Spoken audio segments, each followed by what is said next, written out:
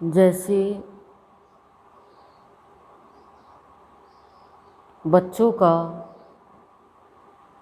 माता पिता पे पूर्ण अधिकार होता है, पत्नी का पति पे पूर्ण अधिकार होता है, पति का पत्नी पे पूर्ण अधिकार होता है।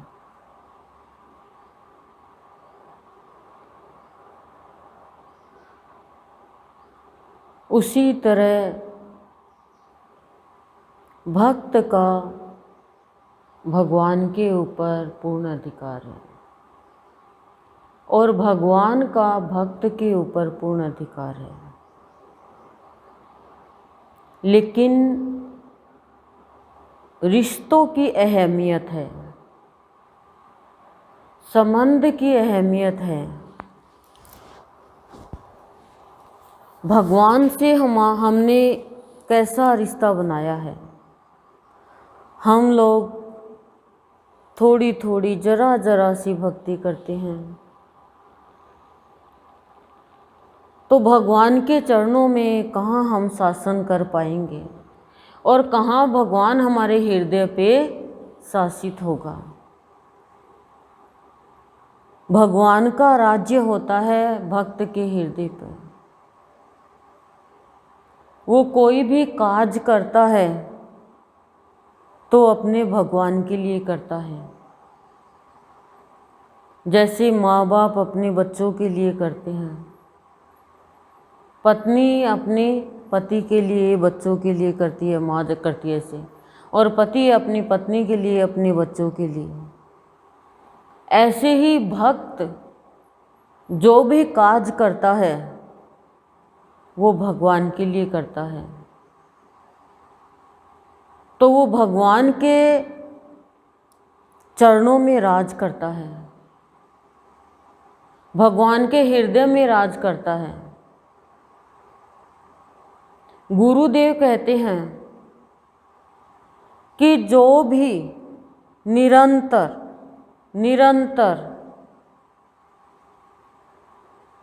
मेरा नाम स्मरण करेगा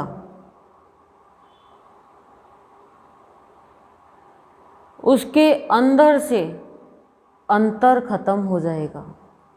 लेकिन हम आज याद कर रहे हैं थोड़ा सा, कल छुट्टी, आज खाना खा लिया कल छुट्टी ना, ये कभी नहीं होगा हमारे जीवन में। हमने ऐसा किया, किसी ने कह दिया, कुछ भी बात हो गई तो वहीं पे नाच, वहीं पे हम अपना नाच दिखा देते हैं कि मैं भी कुछ हूँ, और वहीं पे हम रुक जाते हैं। अपना शोषण हम खुद करते हैं और हम चाहते हैं शासन करें हम भगवान के चरणों में, भगवान के हृदय में। भक्त का पूर्ण अधिकार है भगवान के ऊपर।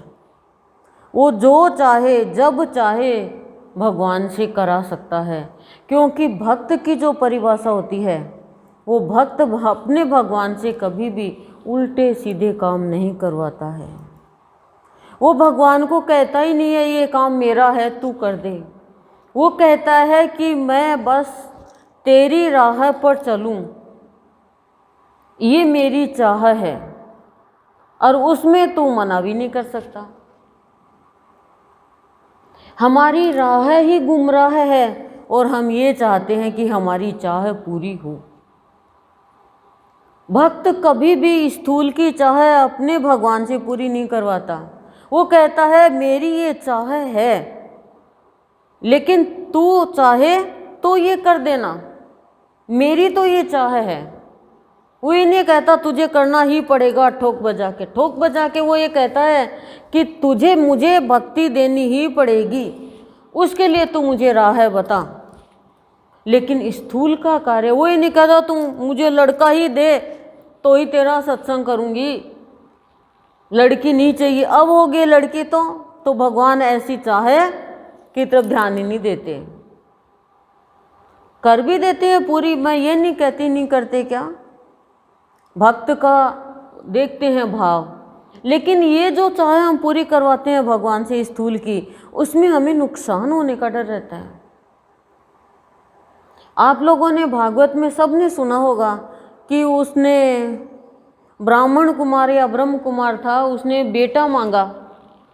संत ने कहा कि बेटा मत मांग, क्या जरूरत है, लेकिन कहा नहीं मैं तो बेटा चाहिए। धुंधकारी हुआ उसके, जबरदस्ती मांगा ना स्थूल में। फिर भागवत सुन के भी हम ये बात हमारे दिमाग में नहीं बैठा पाएंगे कि हमें नहीं मांगना चाहिए ना। भगवान के दरबार में जाकर भी वही मांग, फिर कहेंगे ये भगवान जी मैंने तो मांगा, तूने दिया क्यों?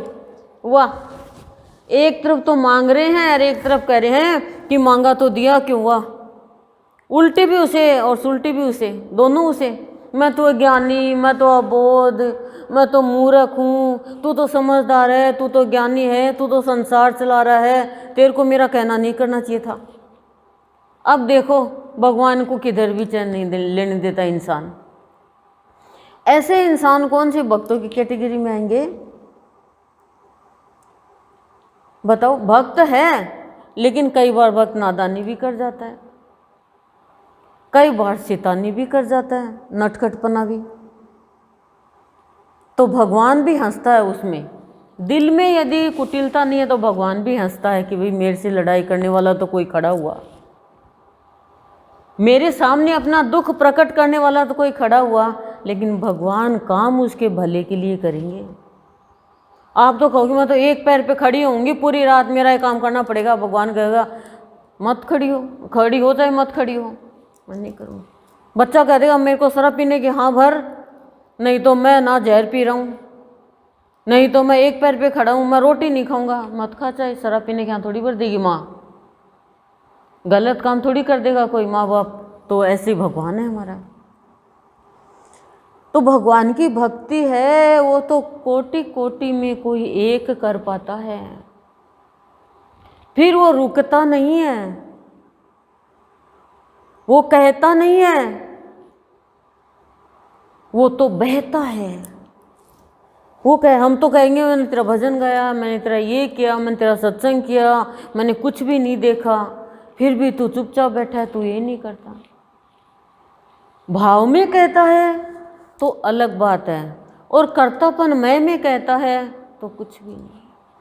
वो नर बड़ भागी है जिसे गुरुदेव काम में लेते हैं कि हे भगवान ये शरीर तेरे काम आ गया, बस और क्या चाहिए। शरीर को शारीरिक क्रिया भगवान हमसे करवा रहे हैं, बड़ भागी हैं हम। लेकिन ये इस चीज को भी हम जानते नहीं हैं। समझने लगेंगे, समझ जाएंगे तो ग्रहण करेंगे, वो बातें ग्रहण करेंगे, वो भाव ग्रहण करेंगे जिससे हमें शांति मिलेगी। और नहीं तो ग्रहण तो करेंगे लेकिन सब कुछ ग्रहण कर लेंगे, अच्छी भी बुरी भी, शांति की भी अशांति की भी, भाव की भी अभाव की भी, सब ग्रहण कर लेंगे। लेकिन सत्संग में आकर के जब वो निरंतर निरंतर भक्ति करता है तो गुरुदेव का क्या कहना है, फिर वो उसका उसमें और मेरे में कोई अंतर नहीं रहता है, वो किसी में अंतर नहीं करता है। और जो थोड़ी थोड़ी थोड़ी थोड़ी भक्ति करता है वो मेरे ऊपर नाज नहीं करता, खुद पे ही नाज करता है। वो मेरे हृदय में राज नहीं करता, वो दूसरा संसार में राज चाहता है।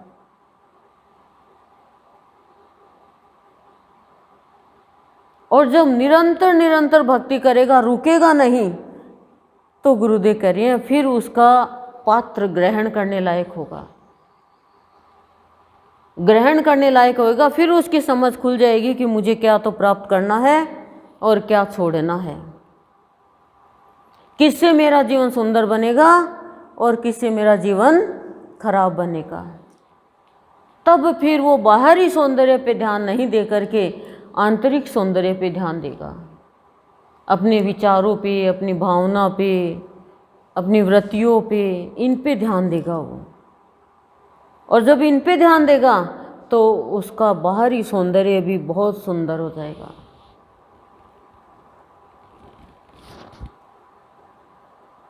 तो सद्गुरुदेव कह रहे हैं मेरे ऊपर पूर्ण अधिकार है, जो एक सेकंड के लिए भी मुझे भूलता नहीं है, मुझे याद करता है, चाहे घर में, बाहर में, भीतर में, सोए खाए पिए कुछ भी करे, मेरा स्मरण। ओम शांति ही शांति प्रशांत।